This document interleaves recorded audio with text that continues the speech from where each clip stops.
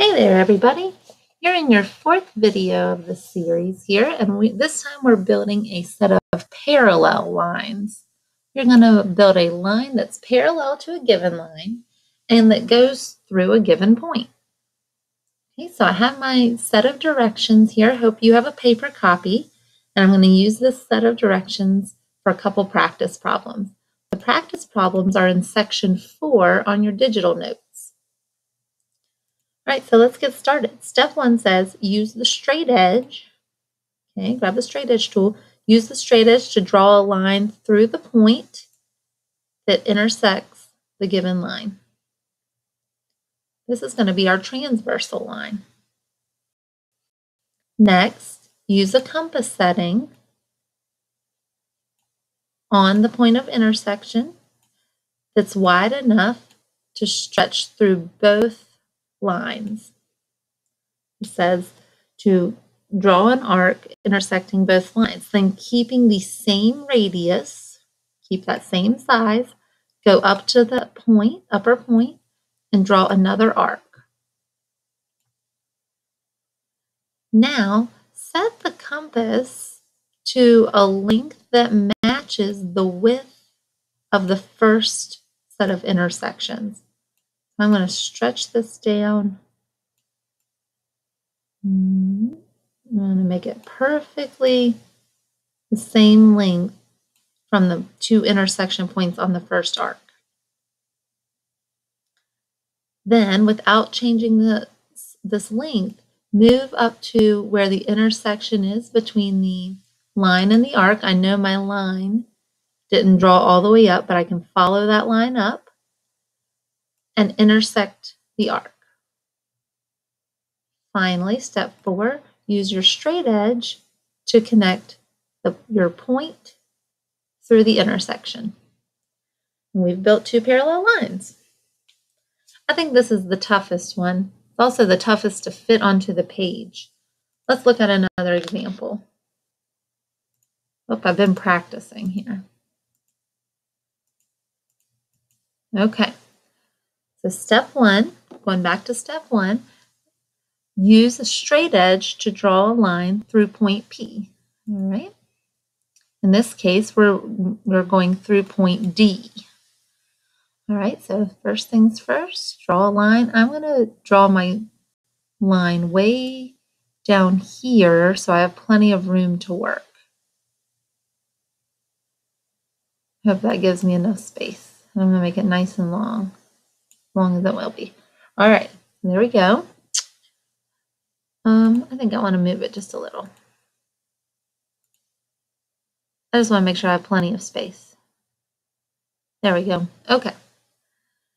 So this is my transversal line. Next, place the compass on that point of intersection that you just created here. Okay. And sketch an arc that intersects both lines.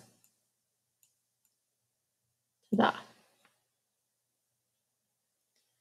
Next, set the now using that exact same setting, go to point D and sketch another arc. Man, it goes off the picture. It's pretty hard to work with. Okay.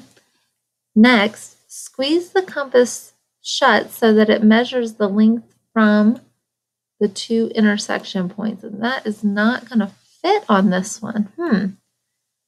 Gosh, we might have to abandon this problem just because the picture is too small for the tools. That's definitely a dilemma. All right, well, if we can't do it here, maybe we can just think through it. Man, it's frustrating. All right, let's get rid of all this stuff and see if we can answer the question anyways. Maybe there's just a common sense way to answer it.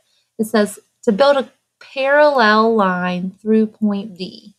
If I go to D and draw a straight line, is it going to be parallel as it goes through point Z, W, Y, or X? I feel like this one I can answer without all that construction stuff. If it travels through point W, those two lines will be parallel. So sorry that didn't work out with the construction. This picture is just too small and the online tools are just too big. All right, let's try another, see if this works better. In this example, they have already drawn the construction for you.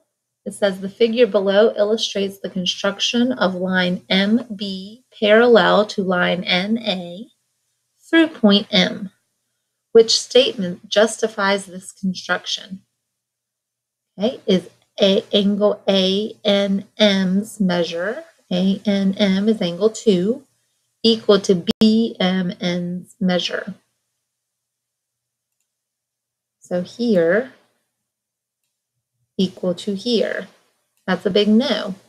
That's an obtuse angle and an acute angle that we've noted there. They are not equal to each other. Is angle 1 and angle 2 equal to each other? Angle 1 is acute and angle 2 is acute. They are corresponding angles, and yes, they are equal to each other. Finally, is MB congruent to NA? That really doesn't matter. That has nothing to do with the parallel lines and transversal, and then same for MN and NA. These two have nothing to do with the parallel lines and transversal. All right, that is the end of our fourth construction, and in our next video, we'll be building a perpendicular angle bisector. Happy studying!